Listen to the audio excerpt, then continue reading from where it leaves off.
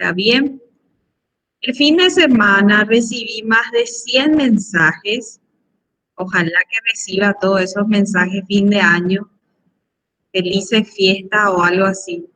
Increíble la cantidad de alumnos que me escribieron.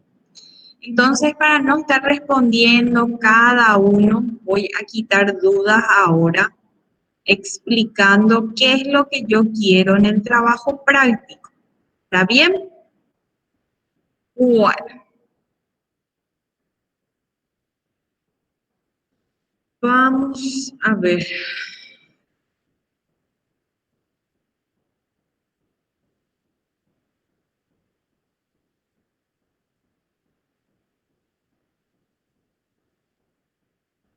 Bueno, este es el trabajo práctico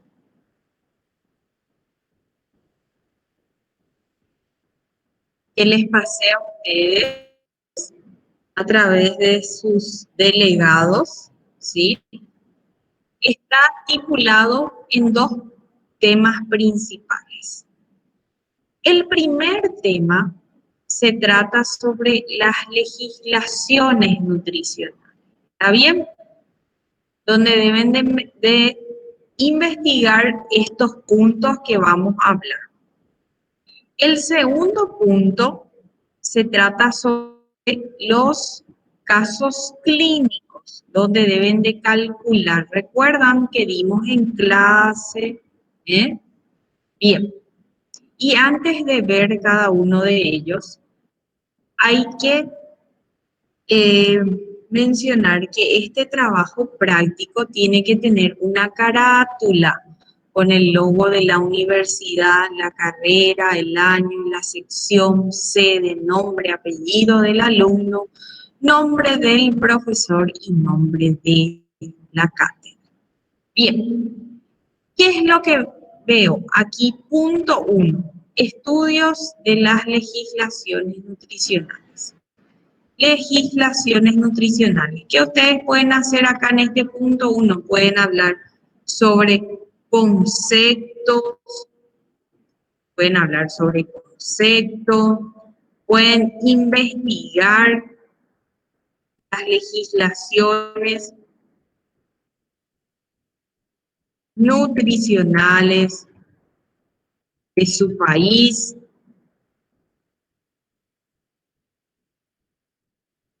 o del Mercosur.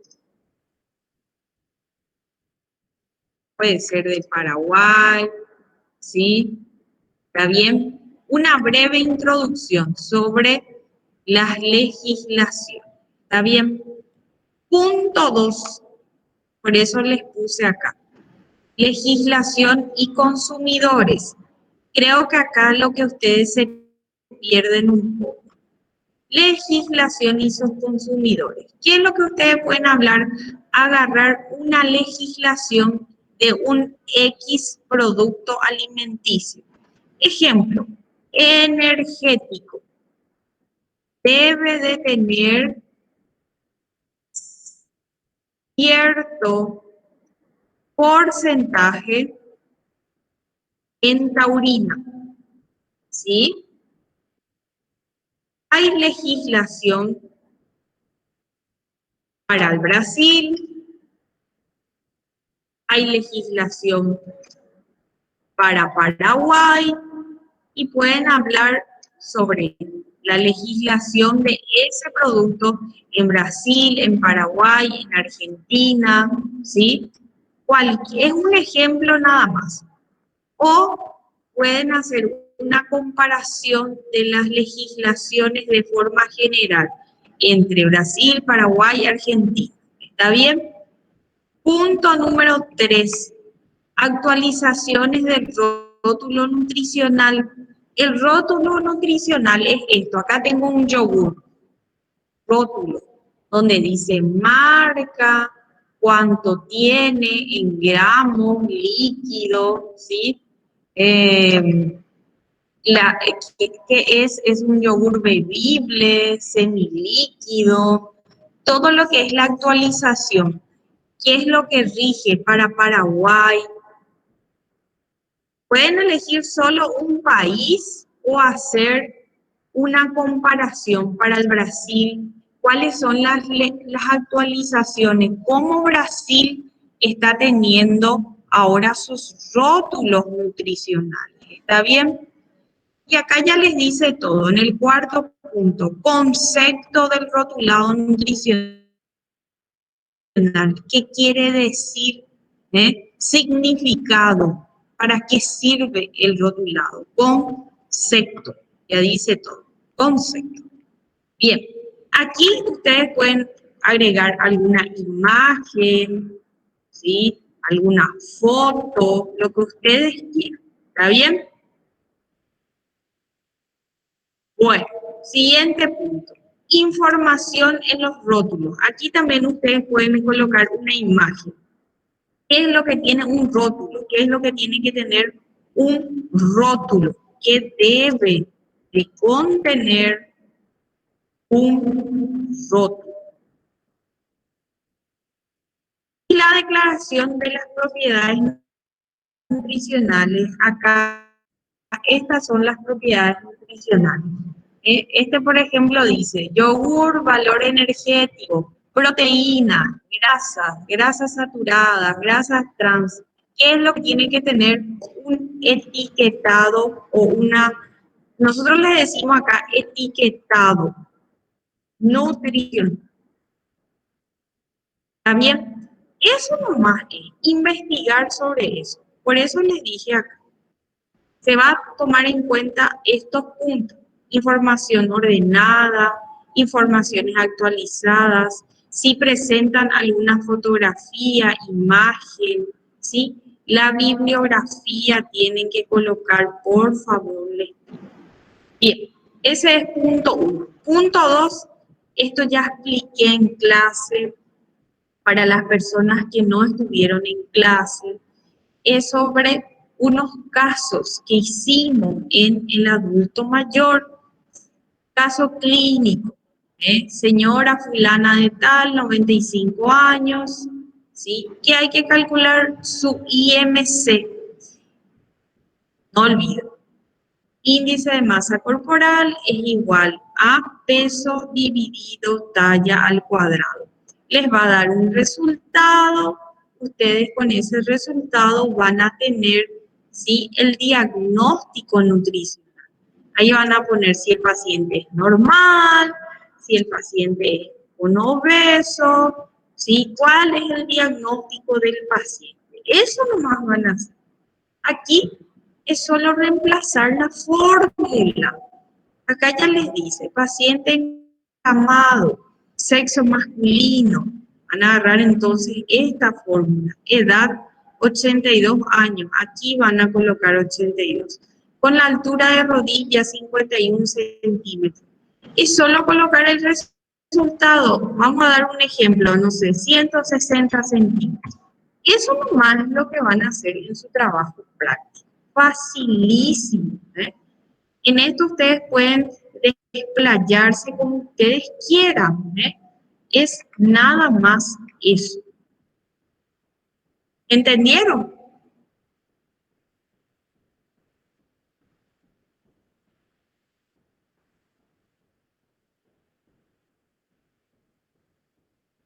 ¿Hay alguna consulta en cuanto al trabajo práctico?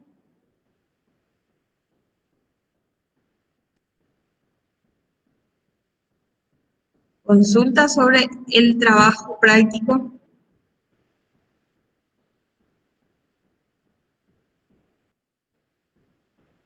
Pregunten ahora. Entonces, es sobre el etiquetado nutricional, legislaciones, nada más y nada menos. Bien, no olviden de hacer. Acá digo en clase, no me pidan más tiempo. Exactamente. 13 de noviembre. Viernes 13 de noviembre es el último día que ustedes van a poder entregarme su trabajo. ¿Quién no entrega ese 13 de noviembre? Lo siento mucho. No hay otra oportunidad. ¿Está bien? Mucho tiempo le estoy dando, porque es cortito, no es largo, ¿entiende? Después no quiero saber que alguna historia milagrosa que pasó, ¿entiende? 13 de noviembre. Bueno, vamos a empezar entonces nuestra clase el día de hoy.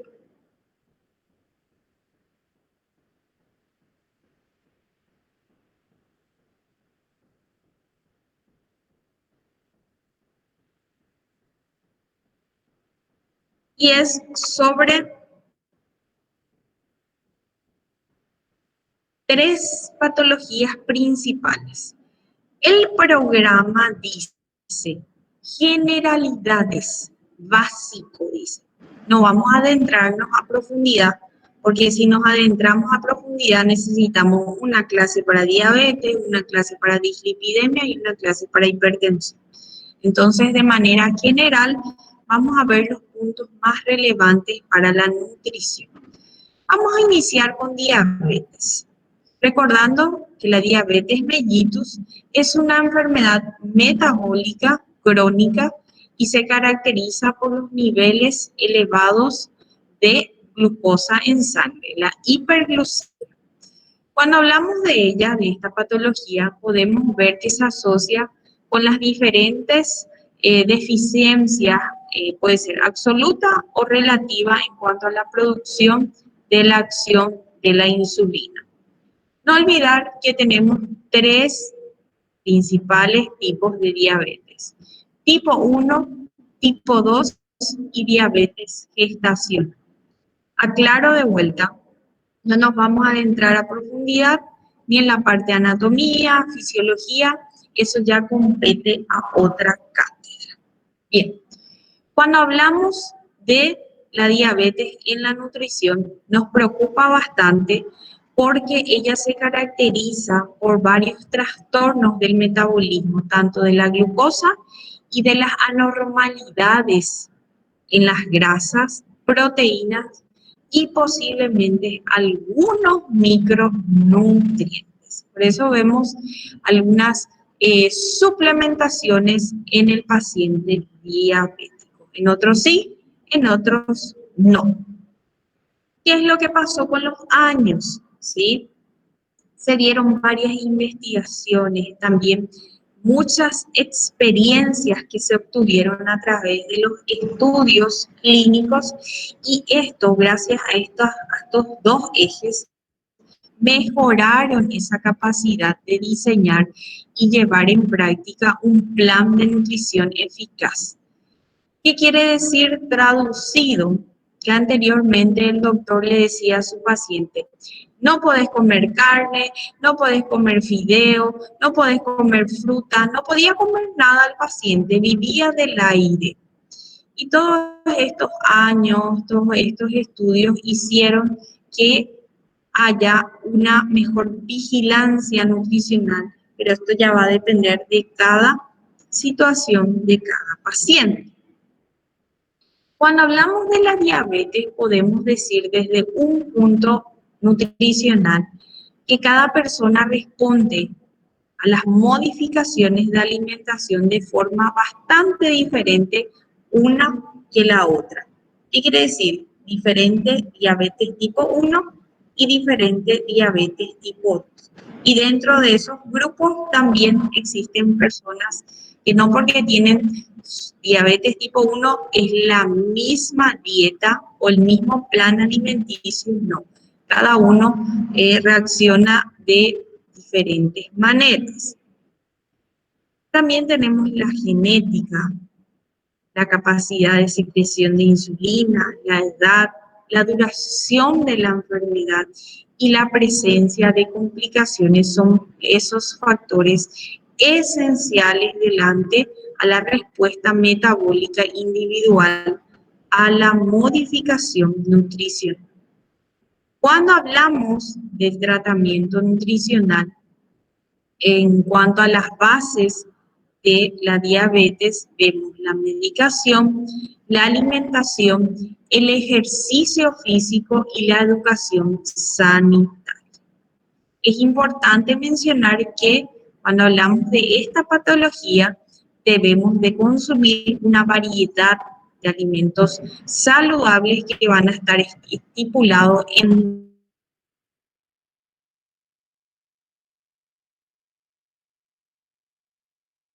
de carbono, ¿sí? Los conteos de hidratos de carbono, ¿sí? Son los macronutrientes que influyen más en ese valor de glucosa en sangre. Por eso, en el paciente diabético no solo se cuida o está de forma errónea controlar solo el azúcar. No, el paciente no puede tomar café con azúcar. Solo cuida ese azúcar de mesa, como se dice, pero no cuida sus hidratos de carbono y son el papel fundamental en este tratamiento. Cuando hablamos de ello, decimos que la cantidad y la calidad son los que intervienen en ellas. No olvida, hidratos de carbono simples, hidratos de carbono complejos. Los simples, por supuesto, como se digieren más rápidamente, pasan directamente al torrente sanguíneo en minutos. Tenemos los azúcares refinados, ¿sí? El azúcar blanco, caramelos, y también vemos en alimentos un poco más saludables como la fruta y la leche. Cuando hablamos de la fruta en el paciente diabético, se dice saludables, pero hay un límite de ingesta de fruta en el paciente diabético. Porque, ¿por qué debemos de controlar? Porque aporta fructosa. No es que el paciente diabético va a comer 10 frutas al día, no, una fruta y media máximo al día. La leche también tenemos que tomar mucho cuidado en la ingesta del paciente diabético. Tenemos los hidratos de carbono complejos que seleccionamos más en este tratamiento porque tardan en absorberse, pero hay que saber seleccionar los hidratos de carbono complejos que aportan más fibras. Bien, las proteínas, no olvidar sobre las proteínas que no está prohibido. ¿Por qué les digo esto? Porque ya escuché recomendación de médicos que les prohíben a sus pacientes diabéticos comer carne roja de pollo, le hace a su paciente vegano, ¿eh?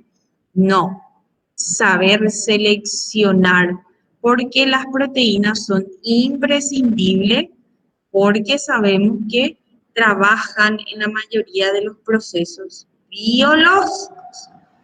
Y cuando digo saber seleccionar,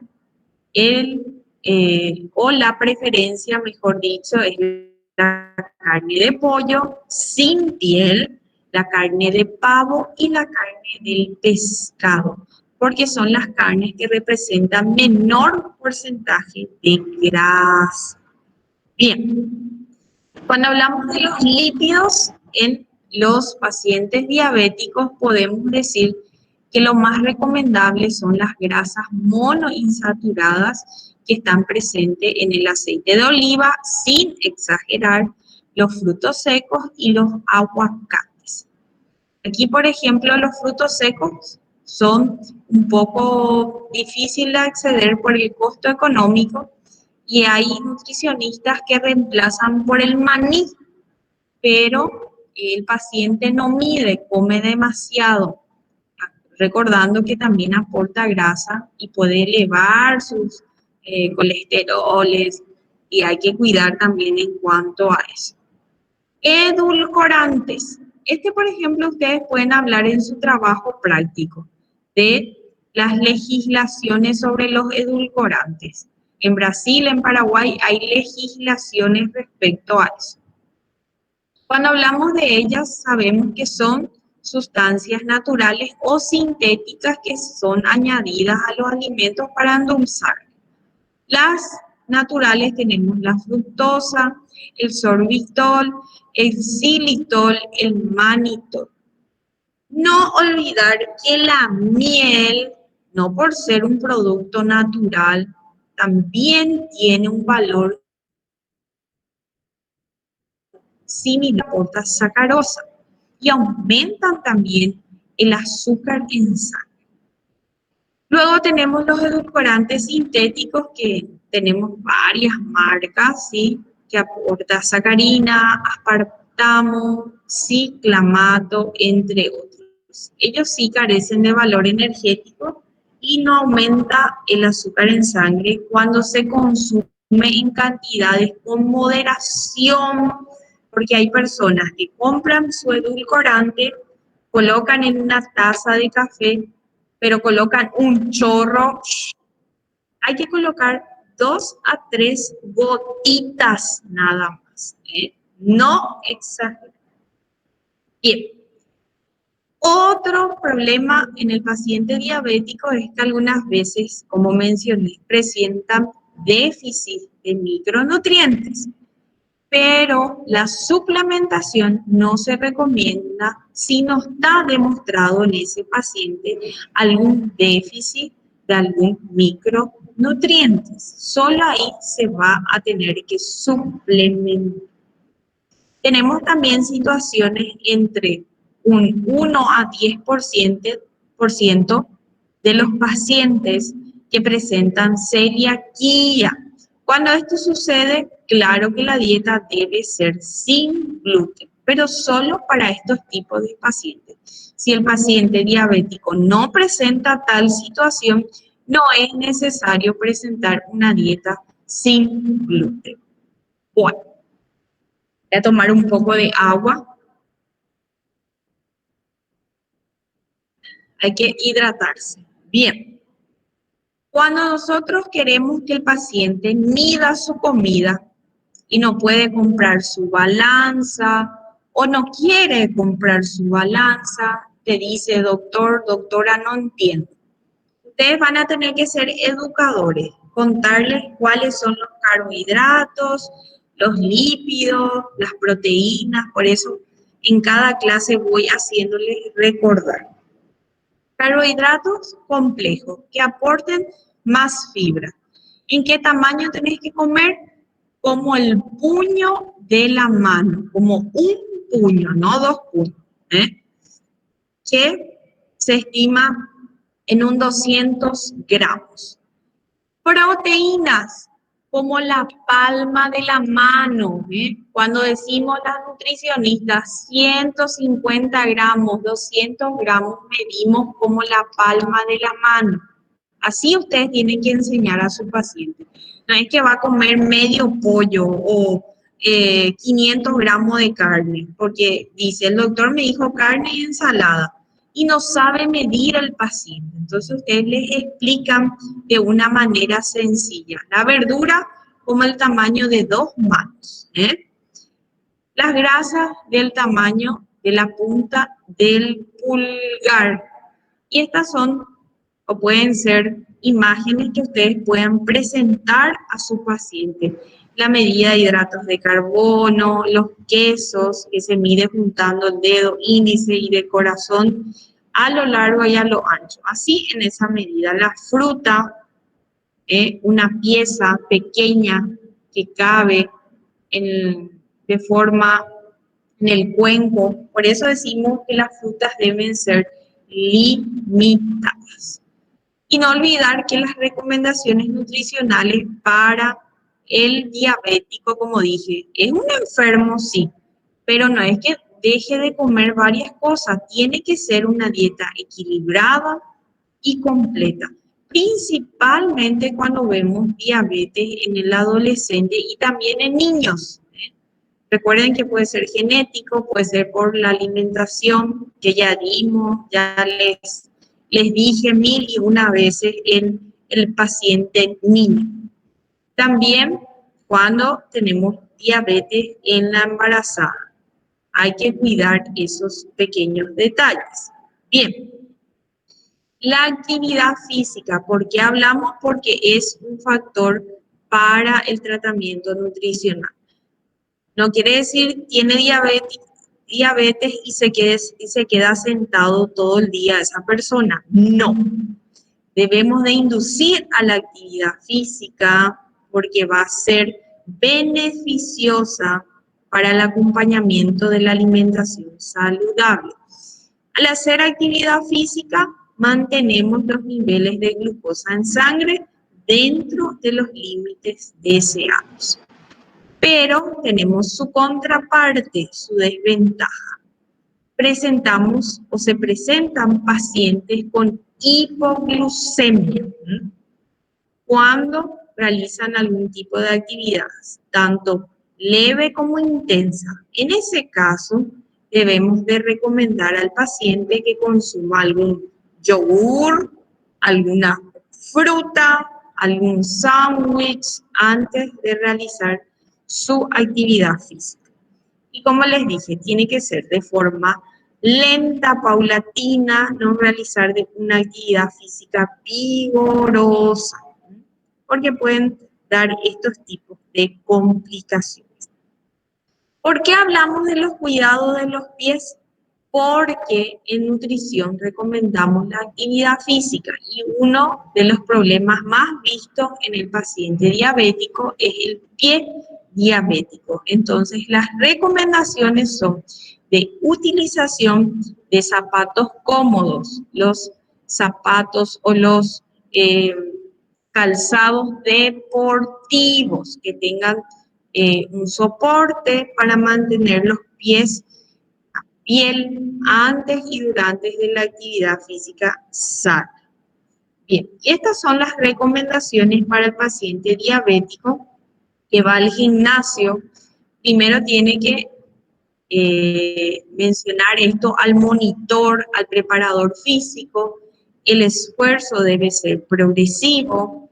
Es importante contar con el glucómetro para tomar los valores antes, durante y después de la actividad física.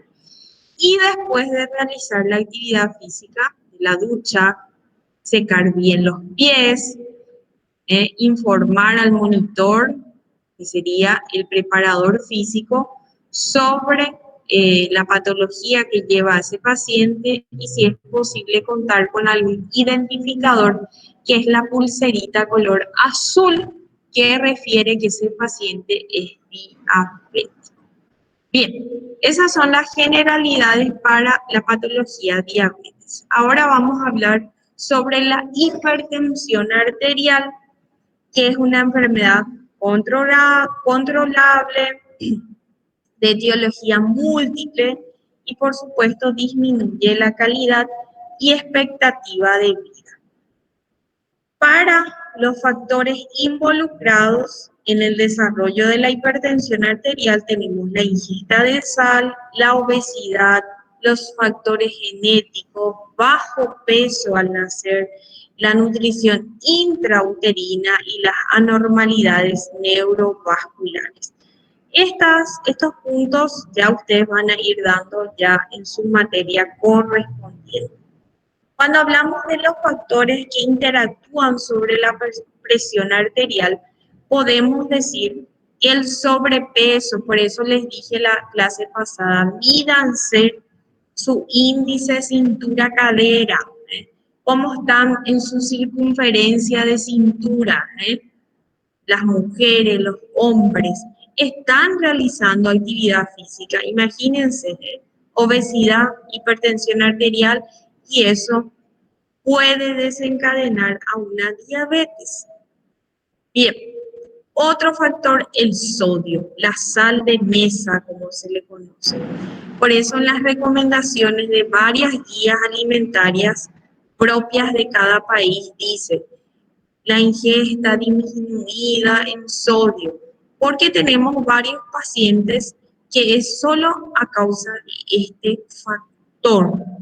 El alcoholismo, gente, no saben cuántos pacientes que llegan a tener ACV porque es un factor que contribuye a predisponer esta patología. Bien, la cafeína, ya les dije, creo que en 2, 3 ocasiones, cuiden la ingesta de cafeína, porque ustedes son estudiantes de medicina, están en el segundo año de la carrera, les queda aún muchos años por adelante, entonces este es un factor muy importante frente a la hipertensión arterial. Tabaco. Imagínense ustedes, fuman, toman café, ¿cómo estarán? ¿Eh? Y el riesgo es bastante elevado en cuanto al tabaco por ser un factor en cuanto a la cardiopatía isquémica y la enfermedad vascular cerebral y periférica. Y más aún cuando el paciente presenta obesidad. Bien, ¿cuál es la dieta que recomendamos en la nutrición para este tratamiento nutricional del paciente con hipertensión? La dieta llamada dieta DASH. Esta dieta presenta más alimentos compuestos por frutas, verduras, cereales, lácteos descremados. Todos los lácteos deben ser descremados.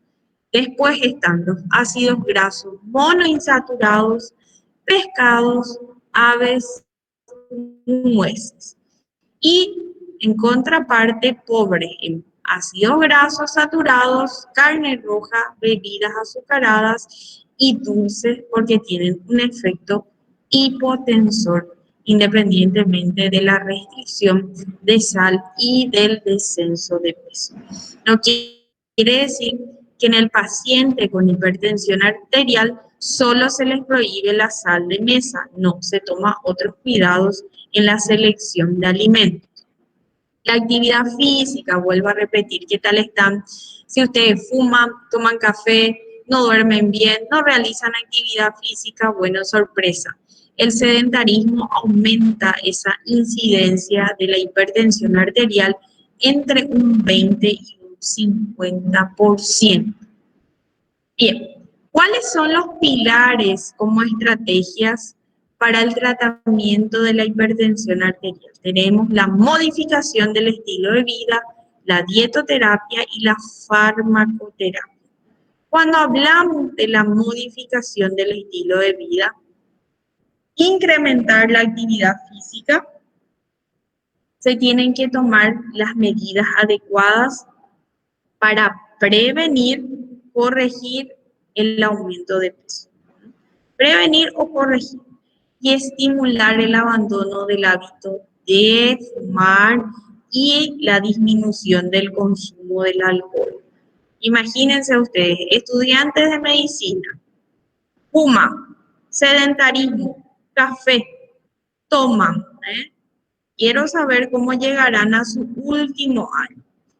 La dietoterapia, en cuanto a eso, el manejo debe ser de una alimentación integral. Como les dije, no solo el régimen hiposódico se aplica, es un todo en el tratamiento.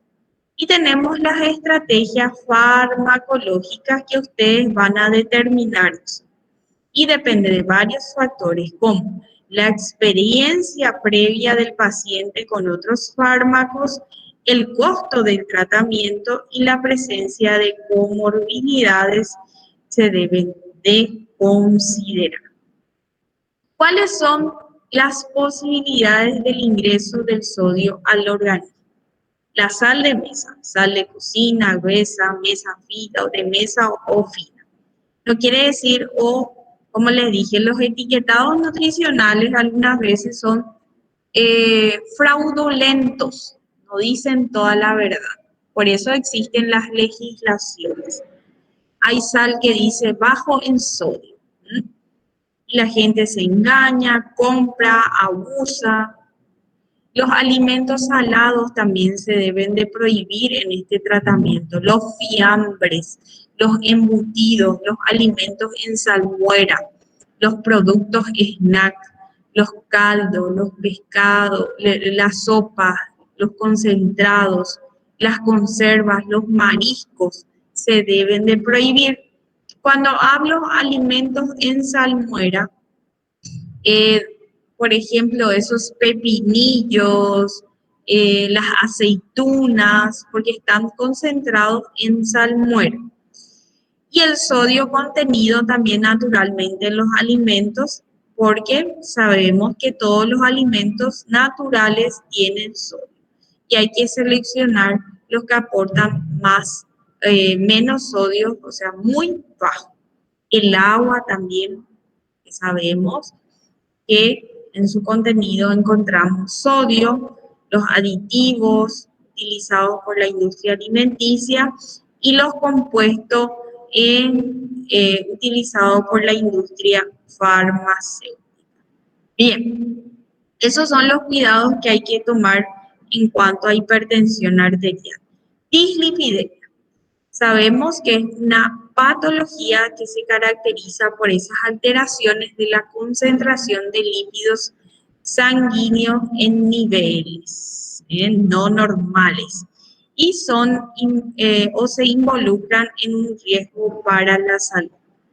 Cuando hablamos de dislipidemia, podemos decir tanto primarias como secundarias que se clasifican teniendo en cuenta el lípido preponderante. ¿Qué quiere decir? La hipercolesterolemia, aumento de colesterol. Hipertrigliceridemia, aumento de triglicéridos. Y las dislipidemias mixtas, aumento de triglicéridos y colesterol. Cuando hablamos de hipertrigliceridemia, podemos decir que la indicación es una dieta hipocalórica, porque en estos tipos de pacientes vemos más situaciones con sobrepeso. También se debe de excluir los hidratos de carbono simple y alcohol, pues estos aumentan en la síntesis hepática de triglicéridos. Cuando hablamos de hipercolesterolemia, podemos decir que tiene que ser tratada de forma precoz, intensiva y continua, ¿sí?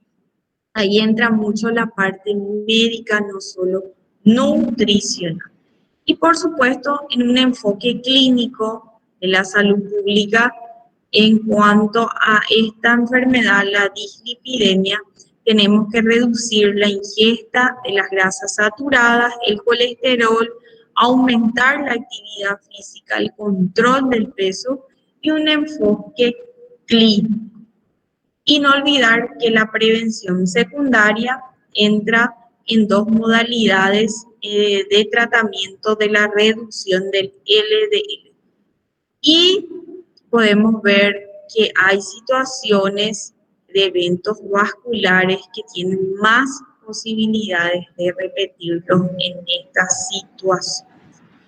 Para la prevención de la dietoterapia, en cuanto a esta enfermedad, tenemos las estrategias.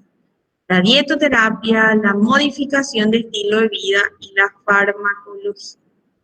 Bien, y cuando determinamos ciertas situaciones nutricionales, podemos decir que el plan de alimentación debe ser reducido en grasas saturadas, reducido en colesterol, debe guardar una proporción entre grasas monoinsaturadas y poliinsaturadas, debe de aportar esteroles vegetales y también debe ser rico en fibra vegetal de tipo soja.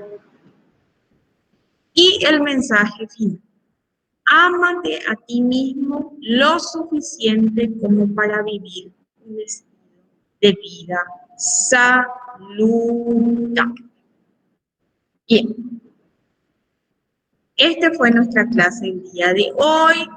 Si hay alguna consulta, chicos, ¿están ahí?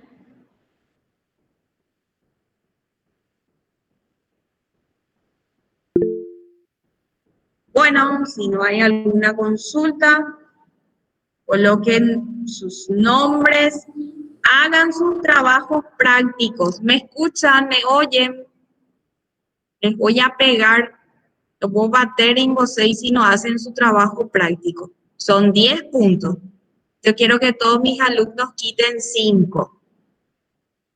Sí, acá se dice voy a dar chacha. Vos baten, vos no faz su trabajo práctico.